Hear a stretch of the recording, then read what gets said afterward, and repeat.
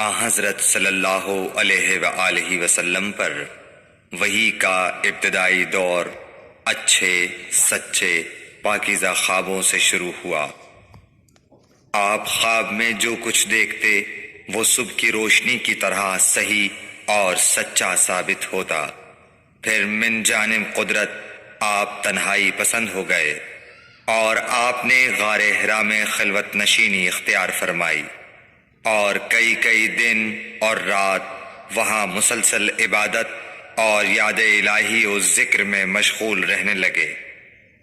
جب تک گھر آنے کو دل نہ چاہتا توشہ ہمراہ لیے ہوئے وہاں رہتے۔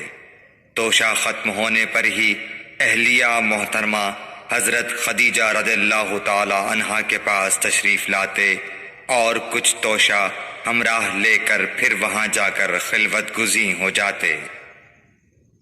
یہی طریقہ جاری رہا یہاں تک کہ آپ پر حق منکشف ہو گیا اور آپ غار حرا ہی میں قیام پذیر تھے کہ اچانک حضرت جبرائیل علیہ السلام آپ کے پاس حاضر ہوئے اور کہنے لگے کہ اے محمد پڑھو۔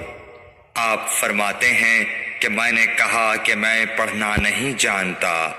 آپ صلی اللہ علیہ وسلم فرماتے ہیں کہ فرشتے نے مجھے پکڑ کر اتنے زور سے بھینچا کہ میری طاقت جواب دے گئی۔ پھر مجھے چھوڑ کر کہا پڑھو۔ میں نے پھر وہی جواب دیا کہ میں پڑھا ہوا نہیں ہوں۔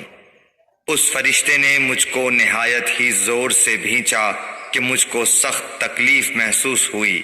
پھر اس نے کہا کہ پڑھ۔ میں نے کہا میں پڑھا ہوا نہیں ہوں۔ فرشتے نے تیسری بار مجھ کو پکڑا اور تیسری مرتبہ پھر مجھ کو بھینچا۔ پھر مجھے چھوڑ دیا اور کہنے لگا کہ پڑھو اپنے رب کے نام کی مدد سے جس نے پیدا کیا اور انسان کو خون کی پھٹکی سے بنایا۔ پڑھو اور آپ کا رب بہت ہی مہربانیاں کرنے والا ہے۔ بس یہی آیتیں آپ حضرت جبرائیل علیہ السلام سے سن کر اس حال میں غار حرا سے واپس ہوئے کہ آپ کا دل اس انوکھے واقعے سے کانپ رہا تھا۔ آپ حضرت خدیجہ کے ہاں تشریف لائے اور فرمایا کہ مجھے کمبل اوڑھا دو، مجھے کمبل اوڑھا دو۔ لوگوں نے آپ کو کمبل اوڑھا دیا۔ جب آپ کا ڈر جاتا رہا تو آپ نے اپنی زوجہ محترمہ حضرت خدیجہ رضی اللہ تعالی عنہا کو تفصیل کے ساتھ یہ واقعہ سنایا اور فرمانے لگے کہ مجھ کو اب اپنی جان کا خوف ہو گیا ہے۔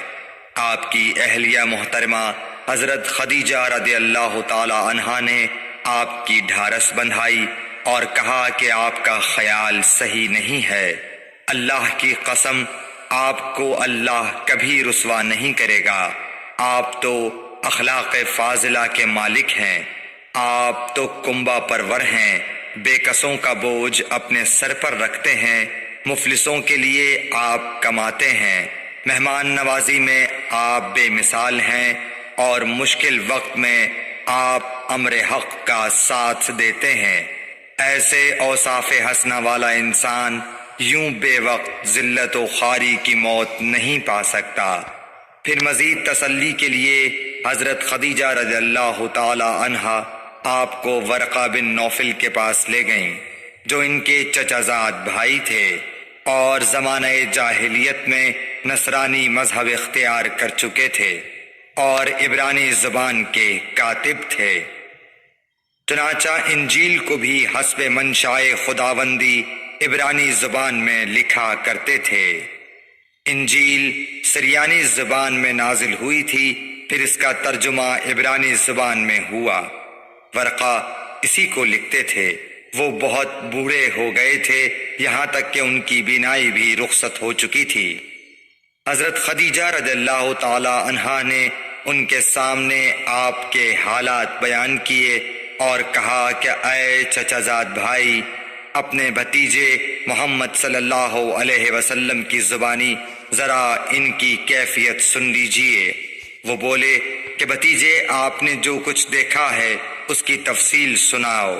چنانچہ آپ صلی اللہ علیہ وآلہ وسلم نے از اول تا آخر پورا واقعہ سنایا، جسے سن کر ورقہ بے اختیار ہو کر بول اٹھے کہ یہ تو وہی ناموس معزز رازدان فرشتہ ہے جسے اللہ نے حضرت موسیٰ علیہ السلام پر وحی دے کر بھیجا تھا۔ کاش میں آپ کے اس عہد نبوت کے شروع ہونے پر جواں عمر ہوتا، کاش میں اس وقت تک زندہ رہتا جبکہ آپ کی قوم آپ کو اس شہر سے نکال دے گی۔ رسول کریم صلی اللہ علیہ وآلہ وسلم نے یہ سن کر تعجب سے پوچھا کہ کیا وہ لوگ مجھ کو نکال دیں گے، حالانکہ میں تو ان میں صادق و امین و مقبول ہوں۔ ورقہ بولا، ہاں یہ سب کچھ سچ ہے، مگر جو شخص بھی آپ کی طرح امر حق لے کر آیا لوگ اس کے دشمن ہی ہو گئے ہیں۔ اگر مجھے آپ کی نبوت کا وہ زمانہ مل جائے تو میں آپ کی پوری مدد کروں گا، مگر ورقہ کچھ دنوں کے بعد انتقال کر گئے، پھر کچھ عرصے تک وحی کی آمد موقوف رہی۔ صحیح بخاری حدیث نمبر 3۔